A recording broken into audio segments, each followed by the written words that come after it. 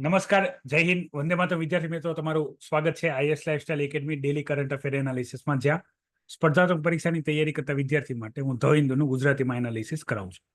વિદ્યાર્થી મિત્રો, daily current affair એનાલિસિસની notification તમને ટેલિગ્રામ અને વોટ્સઅપ બંને ચેનલ ઉપર મળી રહેશે. એની લિંક વિડીયોના ડિસ્ક્રિપ્શનમાં આપેલી છે. આ માહિતી તમે આઈએસ લાઇફસ્ટાઇલ એકેડમીની એપ પર જોઈ શકો છો, જેમાં એનાલિસિસ ફ્રી છે. યુપીએસસી જીપીએસસી બેચ જોઈન કરીને તમે કરંટ અફેર ફ્રી જોઈ શકો છો. અન્ય લેક્ચર છે જે તમે ફ્રીમાં જોઈ શકો છો અને પ્રિપેરેશન કરી શકો છો. એપની લિંક એ વિડીયોના ડિસ્ક્રિપ્શનમાં આપેલી છે. આજે આપણે બેઝિકલી ડિસ્કસ કરવાના છીએ વિદ્યાર્થી મિત્રો અગત્યના ઇન્ફોર્મેશનમાં. સૌથી પહેલા જે છે એ છે સિસોદિયા સાહેબ ને બેલ મળી ગઈ છે. બેલ આપવાનું મુખ્ય કારણ જે સુપ્રીમ કોર્ટે કીધેલું છે કે કોઈ વ્યક્તિ દોષી ના હોય તો એને લાંબો સમય સુધી, મતલબ 17 થી 18 મહિના થવા આવ્યા છે, એને આપણે જેલમાં રાખી શકાય નહીં. Bail is compulsory. Bail is fundamental rights. બરાબર, બેલ મળવી જરૂરી છે. પછી એક ડિસિઝનની અંદર સુપ્રીમ કોર્ટે એવું પણ કીધેલું હતું કે ભાઈ ગુનાના પ્રકારના આધારે પણ આપણે બેલ ડિનાય કરી શકતા નથી. જો એ વ્યક્તિ કોઓપરેશન કરવા તૈયાર હોય તો આપણે એને બેલ ગ્રાન્ટ કરી શકીએ છીએ. અમુક કન્ડિશનમાં બેલ નથી આપવામાં આવતી હોતી. એનું કારણ એવું હોય છે કે બેલ આપી અને એ લઈને છટકી જાય તો સમસ્યા ક્રિએટ થઈ શકે છે. બીજું, આપણે એસસી એસટીમાં જે ક્રિમિનલની વાત હતી આની પહેલાના ડિસ્કશન છે, એમાં આપણે જરાક ડિટેલ ઇન્ફોર્મેશન જોશું. એમાં ઘણા બધા જે સવાલો ઉદ્ભવતા હતા એનો હવે ફાઇનલી ગવર્મેન્ટે જવાબ આપ્યો છે. એ આપણે જોવાનું રહેશે. વક્ફ અમેન્ડમેન્ટ બિલ કર્યું છે. વક્ફનું થશે કે ઇસ્લામની અંદર કોઈ પણ વ્યક્તિ પોતાની કોઈ પણ સ્થાવર જંગમ, કોઈ પણ મિલકત, સંપત્તિ, જમીન કે કંઈ પણ વસ્તુ જે છે એ વક્ફને આપી શકે છે, જેનું એ સંચાલન કરશે અને એ રિલીજિયસ એક્ટિવિટી માટે આગળ વધે. આની અંદર બેઝિકલી અમેન્ડમેન્ટ કરવાની વાત કરેલી છે. લાસ્ટ મતલબ બહુ વધારે જૂનું યાદ કરવાની જરૂર નથી. 2013માં યુપીએ ગવર્મેન્ટે વક્ફને એબ્સોલ્યુટ પાવર પ્રોવાઈડ કરી દીધો હતો. માની લો કોઈ પણ જમીન છે, એ જમીન ઉપર વક્ફ પોતાનો દાવો કરે છે કે આ જમીન અમારી છે, તો તમે એની અગેન્સ્ટ કોઈ પણ જ્યુડિશરી સિસ્ટમનો બેનિફિટ લઈ શકતા નથી. એ ડિસિઝન માત્ર વક્ફ બોર્ડ કરશે, એના મેમ્બર જ કરશે. અને એના મેમ્બર કોણ હશે એ પણ વક્ફ બોર્ડ પોતે નક્કી કરશે. તો આ વસ્તુ જે એબ્સોલ્યુટ પાવર છે એને પાવરની અમેન્ડ કરવાની વાત કરી છે. અહીંયા બે વસ્તુની વાત કરેલી છે. શું કે ભાઈ કોઈ વ્યક્તિની જમીન કે કોઈ પ્રોપર્ટી ઉપર વક્ફ ક્લેમ કરે તો એ એના બચાવ માટે કોની પાસે જશે? એક, આ એબ્સોલ્યુટ પાવર હોઈ શકે નહીં. ગવર્મેન્ટનો પોતાનો નથી તો કોઈ એક બોડીનો, દેશમાં કોઈ એક બોડીનો કઈ રીતે હોઈ શકે? બીજું, આની અંદર માત્ર ઇસ્લામ રિલેટેડ મેમ્બર હોય છે, તો અધર મેમ્બર અને વુમન રિપ્રેઝન્ટેશન એ હોવું પડે. આ જ્યારે આ વસ્તુ પાર્લામેન્ટમાં લાવવામાં આવી ત્યારે fundamental rights, religious fundamental rights નું વાયોલેશન આને ગણવામાં આવ્યું. તો એને ધ્યાનમાં રાખીને આ જોઈન્ટ પાર્લામેન્ટરી કમિટી હોય એને રેફર કરવાનું સજેશન આપવામાં આવ્યું.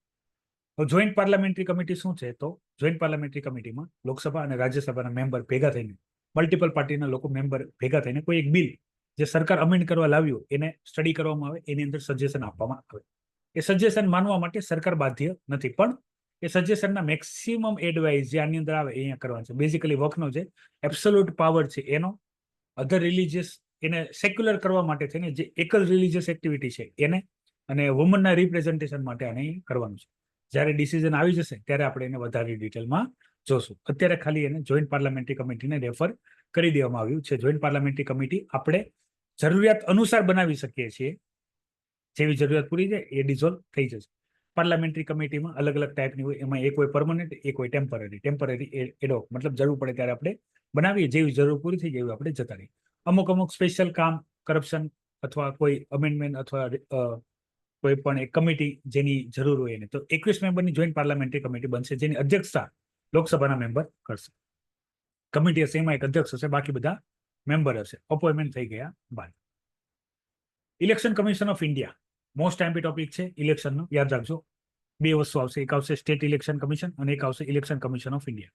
તો યાદ રાખજો, લોકલ બોડીઝ, પંચાયત અને મ્યુનિસિપાલિટી, આના જ ઇલેક્શન એક ખાલી સ્ટેટ ઇલેક્શન કમિશન કરાવશે. બાકીના બધા ઇલેક્શન, લોકસભા, રાજ્યસભા, પછી રાજ્યના વિધાનસભા, બધા ઇલેક્શન કમિશન ઓફ ઇન્ડિયા કરાવશે. આની સિવાય પ્રેસિડેન્ટ, વાઇસ પ્રેસિડેન્ટ, અન્ય તમામ ઇલેક્શન કમિશન ઓફ ઇન્ડિયા કરાવશે. હવે આપણે આર્ટિકલ 370 રિમૂવ કર્યો હતો જમ્મુ એન્ડ કાશ્મીરમાંથી. તો જમ્મુ એન્ડ કાશ્મીરમાંથી આર્ટિકલ 370 રિમૂવ કર્યા બાદ અત્યારની જે શાંતિવાળી કન્ડિશન છે એનો મુઆયનો કરવા માટે ચીફ ઇલેક્શન કમિશનર ને અન્ય ઇલેક્શન કમિશનર 3ની બોડી છે. એ ગયા છે જોવા. કોઈ ડેટ ફાઇનલ નથી, પણ હજી ત્યાં વિઝિટ ચાલી રહી છે. વિઝિટના અંતમાં એવું કહેવામાં આવે છે કે ઇલેક્શન થશે બહુ જલ્દી. તો આપણા માટે election commission of India most IMP topic છે, સ્ટેચ્યુટરી બોડી. ઓકે, સોરી, મતલબ constitutional body most IMP topic છે યુપીએસસી ની અંદર. પોલિટી સબ્જેક્ટ ઓફ વ્યૂ એમાંની આવશે ઇલેક્શન કમિશન ઓફ ઇન્ડિયા. એમાં પાછા બે આવશે. Okay, election commission of India, state election commission of India. કોણ કોના ઇલેક્શન કરાવે છે, કયા ઇલેક્શન કેવી રીતે છે, ઇલેક્શન ક્યારે કરાવી શકાય છે, ઇલેક્શન ક્યારે નથી કરાવી શકતા, મોડેલ કોડ ઓફ કન્ડક્ટમાં ઇલેક્શન કમિશનનું કામ શું છે, ડિસ્ટ્રિક્ટમાં ઇલેક્શનનું લો એન્ડ ઓર્ડર કોણ મેન્ટેન કરે છે. તમામ ક્વેશ્ચન પૂછાઈ શકે છે ફિલ્મ્સ એઝ વેલ એઝ મેન્સમાં ઇલેક્શનને લઈને. કારણ કે ડેમોક્રેસી ત્યારે ડેમોક્રેસી છે જ્યારે ઇલેક્શન કમિશન એ ઇન્ડિપેન્ડન્ટ હોય અને એની દેખરેખ અનુસાર કામ થતા હોય. હવે એક એવો સેમ ટોપિક છે હ્યુમન રાઇટ્સને લઈને છે. તો આ તમે GS paper 2 Indian polity IR અને જીએસ પેપર 1 ઇન્ડિયન સોસાયટી બંનેમાં કનેક્ટ કરી શકશો. રેફ્યુજી રાઇટ્સ, બરાબર. રેફ્યુજી મતલબમાં આપણે ગુજરાતીનું કરવા જઈએ તો એવા વ્યક્તિઓ કે જે એક દેશમાંથી બીજા દેશમાં શરણાર્થી માટે જશે એને આપણે રેફ્યુજી કહેશું. એને આપણે શું કહેશું? રેફ્યુજી, શરણ માટે જે જશે. કારણ કે એ પોતાના દેશના નથી, બહારથી ભારતમાં આવ્યા છે. હવે આને લઈને ભારતમાં કોઈ કાયદો નથી, અને જે ઓલરેડી ઇન્ટરનેશનલ કાયદા છે એમાં ભારતે અપનાવેલા નથી. લાઈક 1951 રેફ્યુજી કન્વેન્શન, 1967 પ્રોટોકોલ્સ કોના રેફ્યુજીસના, એ ભારતે એક્સેપ્ટ કરેલા નથી. તો અહીંયા આખો મુદ્દો છે શું? ભારતે એક્સેપ્ટ નથી કર્યા એનું પેલા કારણ ભારત શું જણાવે જણાવી દઉં કે ભારતે એટલા માટે એક્સેપ્ટ નથી કર્યા. આ એક્સેપ્ટ કરવા વાળા દેશોમાં આપણે યુરોપિયન યુનિયન આપણે ગણ લઈએ. યુરોપિયન યુનિયન કન્ટ્રી છે, એ લોકો હ્યુમન રાઇટ્સ જે છે એનું ખાસ માન સન્માન રાખે છે. અને હ્યુમન રાઇટ્સ, માનવ અધિકાર અને જે રાઇટ ટુ પર્સન્સ, વ્યક્તિગત અધિકારો ને ખાસ કરે છે. તો એ લોકોને દેશમાં કોઈ પણ વ્યક્તિ આવશે રેફ્યુજી તરીકે તેને શરણ આપતા હતા પહેલા, પણ ત્યાં પણ લોકો વધારે શરણ લેવા લાગ્યા છે. તો હવે એ લોકો શું કરે છે, એને આવવા તો દે છે પણ પછી પકડીને એની જગ્યાએ અથવા કોઈ એક ટાપુ હશે ત્યાં મૂકે છે. ભારતમાં કેવું છે, ભારતને આજુબાજુના તમામ દેશોને બોર્ડરને અને ઘૂસણખોરીને લઈને ઘણો મોટો એક લાંબો ઇતિહાસ રહ્યો છે. તો ભારત કોઈને રેફ્યુજી તરીકે સ્વીકારતું નથી. કેમ? કારણ કે આનાથી શું થશે, એ લોકો ભારતમાં આવશે તો એને રાખવાનો, એ ભારતના જે રિસોર્સિસ હશે એમાં ઓલરેડી પહેલેથી પોપ્યુલેશનને લઈને પ્રોબ્લેમ ચાલે, તો એના ડિસ્ટ્રીબ્યુશનનો સમસ્યા થશે. તો આ બધી સમસ્યા પહેલેથી ભારત પાસે હતી જ. એ સમસ્યામાં વધારો નતા કરવા માંગતા, એટલે આપણે રેફ્યુજી માટે કોઈ રાઇટ્સ બનાવ્યા નથી. પણ અત્યારે એવો ટાઈમ આલે છે કે હવે આજના સમયમાં આપણે રેફ્યુજી માટે કંઈક કાયદો બનાવી નાખીએ. કારણ કે દર વખતે શું થાય, રોહિંગ્યા મુસલમાન આવે અથવા ત્યાં બાંગ્લાદેશમાં ઇસ્યુ છે તો ત્યાંથી બાંગ્લાદેશીઓ આવે.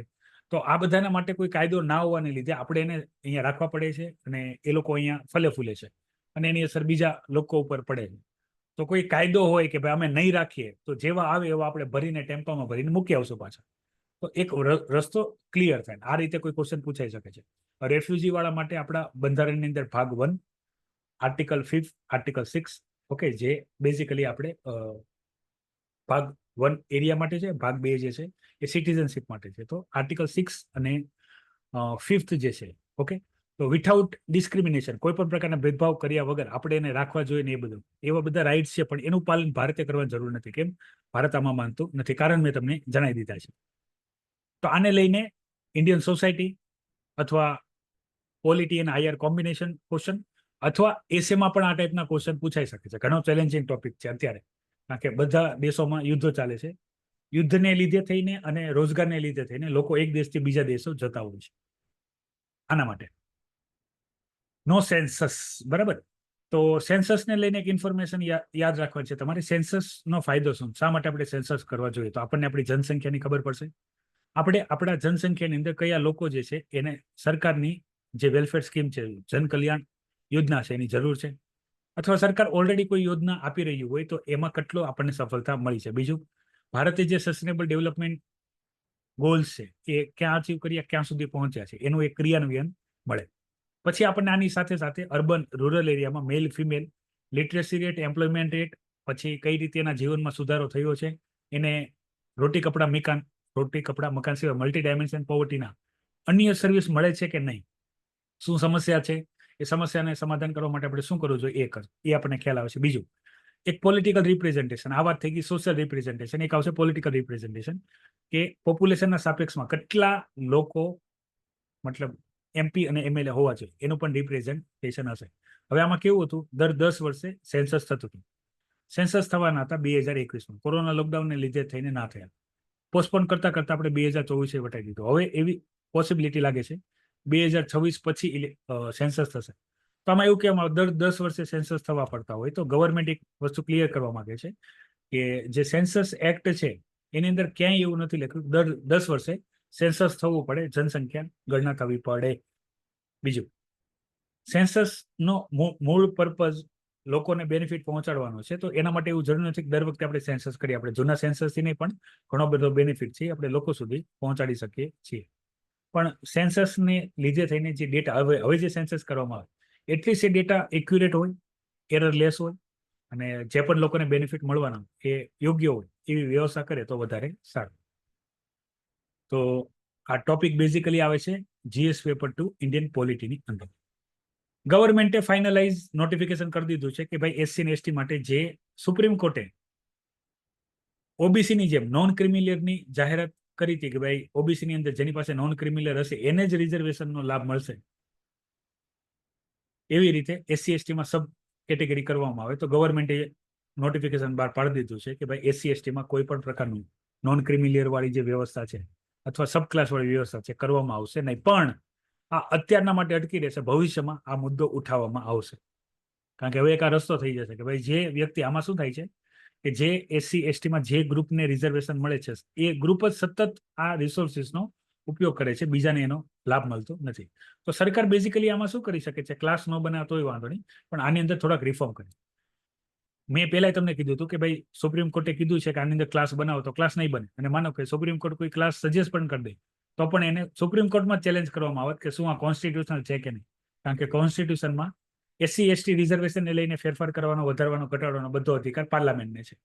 તો પાર્લામેન્ટ અને કોન્સ્ટિટ્યુશનલ નહીં હોય ત્યાં સુધી લાગુ થઈ શકશે નહીં. તો જેને પણ ડર હતો SC ST રિઝર્વેશનને લઈને એના માટે થોડોક આશકાર્યવાળો બાબત થઈ અને અફવા માર્કેટ જે હતું એ હવે બંધ રહેશે. GS પેપર 2 ઇન્ડિયન પોલિટીનો મોસ્ટ એમ્પી ક્વેશ્ચન, અને એ ક્વેશ્ચન જે છે એ છે વાઇસ પ્રેસિડેન્ટનું removal process. No confidence motion against vice president. Why we call vice president? It is only deal with Rajya Sabha chairman. પણ જે વાઇસ પ્રેસિડેન્ટ હશે એ જ રાજ્યસભા ચેરમેન હશે. રાજ્યસભાના ચેરમેનને પદ ઉપરથી દૂર કરવા માટે શું, કયા ગ્રાઉન્ડ, કયા રીઝનથી આપણે દૂર કરી શકાય છે મેન્શન નથી. પણ અહીંયા તમને ખ્યાલ હશે કે ભાઈ જે જયા અમિતાભ બચ્ચન નામવાળી જે કોન્ટ્રોવર્સી છે એને લીધે થઈને અપોઝિશન આપણા વાઇસ પ્રેસિડેન્ટ છે ધનકરજી, એના વિરુદ્ધ નો કોન્ફિડન્સ મોશન લાવવાના છે. આની અંદર 50 મેમ્બરોએ સાઇન કરીને એક દરખાસ્ત આપી છે. વાઇસ પ્રેસિડેન્ટને 14 દિવસની નોટિસ મળે. આર્ટિકલ 67 સબ ક્લોઝ યાદ રાખવાની જરૂર નથી. ઓલરેડી વાઇસ પ્રેસિડેન્ટ વાળો ટોપિક આપણે યુટ્યુબમાં અને એપ્લિકેશન બંનેમાં અવેલેબલ રાખેલો છે, તો તમે જોશો તો તમે બધું આઈડિયા ક્લિયર થઈ જશે. વાઇસ પ્રેસિડેન્ટને રિમૂવ કરવાનો પ્રસ્તાવ મળે એટલે 14 દિવસની નોટિસ મળશે. 14 દિવસમાં વાઇસ પ્રેસિડેન્ટ પોતાનો બચાવ પક્ષ રાખી શકશે. એ બાદ વોટિંગ થશે. વોટિંગમાં રાજ્યસભામાં જોશે ઇફેક્ટિવ મેજોરિટી. યાદ રાખજો, મોસ્ટ ટાઈમ પીછા પૂછાય છે. રાજ્યસભામાં જોશે effective majority. What is effective majority? એને અસરકારક અથવા વાસ્તવિક બહુમત કહેવાય છે ગુજરાતીમાં. આનો મતલબ એવું હોય કે ભાઈ રાજ્યસભામાં જે મેમ્બર હોય એને કહેવાય રાજ્યસભાના MP. એમાંથી વેકેન્સી જે હોય, વેકેન્સી બાદ કરી નાખવાની, પછી જે મળે એને કહેવાય ઇફેક્ટિવ સ્ટ્રેન્થ. તો આ લોકોને આ સંખ્યા ધ્યાનમાં લેવાની, 250 ધ્યાનમાં લેવાની નહીં, વેકેન્સી બાદ કરી નાખવાની. દાખલા તરીકે 30 વેકેન્સી છે, 30 જગ્યા ખાલી છે, તો 30 બાદ કરી નાખવાનું, તો હવે આવે 220. તો 220 જે છે એ મેજોરિટી આપણે ધ્યાનમાં લેવાની, એને કહેવાય ઇફેક્ટિવ મેજોરિટી. રાજ્યસભામાંથી પાસ થઈ જશે પછી જશે લોકસભામાં સિમ્પલ મેજોરિટી. જૂની લક્ષ્મીકાંતમાં ભૂલ હતી, જે સુધારો કરાવ્યો હતો. અહીંયા આવશે present and voting. Simple majority મતલબમાં પ્રેઝન્ટ એન્ડ વોટિંગના 50%, એને કહેવાય સિમ્પલ મેજોરિટી. તો મેજોરિટી વાળો લેક્ચર આપણે પોલિટીનો અવેલેબલ રાખેલો છે, યુટ્યુબમાં છે, એપ્લિકેશનમાં છે. તો ખાસ જોઈ લેજો એટલે બધા ડાઉટ ક્લિયર થઈ જશે. મોસ્ટ ટાઈમ કરંટ અફેરમાં જે પણ વસ્તુનો ઉલ્લેખ આવે, જે પણ થિયરી વાળા પોર્શનનો ઉલ્લેખ આવે, એમાંથી ક્વેશ્ચન પૂછાતા હોય છે. સૌથી વધારે અગત્યનો અને મહત્વનો જે છે એ છે ટીબીને લઈને. તો આ બેઝિકલી આ ટોપિક કવર થશે GS paper 3 science in technology. એની અંદર આવશે ડિઝીઝ, રોગની અંદર આવશે ટીબી. તો મેં તમને વારંવાર એક પેટર્ન કીધી છે. પેટર્ન છે શું? જ્યારે પણ કોઈ રોગનું નામ આવે તો સૌથી પહેલા અહીંયા છે ટીબી, ટ્યુબરક્લોસિસ. તો આ કોનાથી થાય છે? તો બેક્ટેરિયાથી થાય છે. કયા બેક્ટેરિયાથી થાય છે એ આની પહેલા મેં તમને જણાવ્યું છે. તમારે વિડીયોની કમેન્ટ બોક્સમાં એ ટીબીના બેક્ટેરિયાનું નામ તમારે કમેન્ટ કરવાનું છે. કયા ઓર્ગન ઉપર થાય છે? તો મેનલી જે ઓર્ગન ઉપર ઇફેક્ટ કરે છે એ છે લંગ્સ, આપણા ફેફસા. પણ હવે રિસર્ચ આગળ વધી ગઈ છે, લંગ્સ સિવાય પણ અધર ઓર્ગન ઉપર કામ કરે છે. બેઝિકલી રેસ્પિરેટરી જે શ્વસન તંત્ર છે એની સાથે જોડાયેલો રોગ છે. શ્વસન તંત્ર સાથે જેટલા પણ સિંક્રોનાઇઝ ઓર્ગન છે એ બધા ઉપર એની અસર થાય છે. ખાસ આંખો ઉપર પણ અત્યારે અસર જોવા મળે છે. તો ટીબીમાં આપણે ફર્સ્ટ લાઇન ને સેકન્ડ લાઇન ડ્રગ યુઝ કરતા હતા, એ વારંવાર નિયમિત રૂપથી યુઝ કરવાને લીધે હવે એમાં રેઝિસ્ટન્સ જોવા મળે છે. રેઝિસ્ટન્સ મતલબમાં તમે જે દવા લ્યો એ દવાની અસર તમારી બોડી ઉપર આવતા બંધ થઈ જાય એક દવાની, તો એને કહેવાય multiple drug resistance TB. Okay, એક કે એકથી વધારે એક દવાની અલગ અલગ ડોઝ અથવા એ કેટેગરીની સેમ અલગ અલગ દવા તમારી પર અસર ન કરે અને એક પણ દવા અસર ન કરે એને કહેવાય એક્સડીઆર, એક્સ્ટ્રીમલી ડ્રગ રેઝિસ્ટન્સ ટીબી. તો આની અંદર આપણે શું કરી છે, નવી 3 ડ્રગ શોધી છે. આપણે 3 ડ્રગ શોધી છે, એને શોર્ટ ફોર્મમાં બીપાલ કીધું છે. બીપાલ, નવી 3 ડ્રગને આપણે બીપાલ અહીંયા કીધું છે. એ બધી દવાના નામ તમારે યાદ રાખવાનું છે. તો બીડાક્વિનિન, બીડાક્વિલિન અહીંયા આપેલું છે. બીડાક્વિલિન, પ્રેટોમાનાઇડ અને લિનેઝોલિડ. આનાથી જે એમડીઆર અને એક્સડીઆર ટીબી હશે એના પણ રાહત મળશે. પાકિસ્તાન, સાઉથ આફ્રિકા, યુક્રેનના જે પેશન્ટમાં આ મલ્ટિપલ ડ્રગ રેઝિસ્ટેશન અથવા એક્સ્ટ્રીમલી ડ્રગ રેઝિસ્ટેશન છે એમાં પણ શું કરશે, બેનિફિટ જોવા મળશે. આ હવાથી ફેલાતો રોગ છે. ટીબીના પેશન્ટના તમે કોન્ટેક્ટમાં રહ્યો રેગ્યુલરલી તો તમને ફેલાશે. જૂનો જે ફર્સ્ટ લાઇન ને સેકન્ડ લાઇન જે ડોઝ થેરાપી હતી એ 18 થી 24 મહિના ચાલતી હતી, પણ નવી દવામાં આ ડોઝ ખાલી 6 મહિનામાં અંત આવશે અને આમાં રિઝલ્ટ આવશે. 2025 સુધીમાં આપણે ટીબી નાબૂદ કરવાનો ધ્યેય લીધો છે. ટીબીની અંદર એક સમસ્યા છે, એ ઇઝીલી ડિટેક્ટ નથી થતી. આપણે એવું માનીએ છીએ કે 3 અઠવાડિયાથી વધારે ઉધરસ હોય તો ટીબી હોઈ શકે છે, પણ ઘણી વખત આ ટીબીના જે કણ હોય એ સુસુપ્ત અવસ્થામાં હોય તો આપણને ઉધરસ જ ન આવે, પણ જ્યારે સ્થિતિ આઉટ ઓફ કંટ્રોલ હોય છે ત્યારે આપણને ખબર પડે. તો ટીબી મોસ્ટ ટાઈમ છે, કારણ કે આપણે આ વર્ષે કન્ટિન્યુઅસલી ટીબી ઉપર ચર્ચા જોઈ છે. તો વિદ્યાર્થી મિત્રો, આશા રાખું છું અહીંયા જેટલા પણ ટોપિકની મેં તમારી સાથે ડિસ્કશન કરી છે એમાં તમને આઈડિયા ખ્યાલ આવી ગયો છે. અને આ માહિતી અન્ય મિત્રો સાથે શેર કરજો. એપ્લિકેશનની લિંક બધા વિદ્યાર્થી મિત્રો સાથે શેર કરજો જેથી આ લાભ લઈ શકે. અને જે વિદ્યાર્થી આ માહિતી યુટ્યુબમાં જોતો હોય તો યુટ્યુબ ચેનલ સબસ્ક્રાઇબ કરી લેજો. માહિતી ગમે તો લાઈક કરજો. અન્ય વિદ્યાર્થી મિત્રો સાથે એનાલિસિસ શેર કરજો. એનાલિસિસનો ટાઈમ ડેઈલી સવારે અથવા આફ્ટરનૂનમાં રાખવામાં આવે છે અને એનું નોટિફિકેશન તમને ટેલિગ્રામ અને વોટ્સઅપ ચેનલમાં આપવામાં આવે છે. જો તમે ટેલિગ્રામ અને વોટ્સઅપ ચેનલ જોઈન ના કરી હોય આઈએસ લાઇફસ્ટાઇલ એકેડમી, તો એની લિંક વિડીયોના ડિસ્ક્રિપ્શનમાં આપેલી છે, તમે જોઈન કરી શકો છો. તો વિદ્યાર્થી મિત્રો, આજના માટે એટલી જ ઇન્ફોર્મેશન છે. નવી માહિતી સાથે હું તમારા સમક્ષ હાજર થઈશ. ત્યાં સુધી મને રજા આપો. જય હિન્દ, વંદે માતરમ.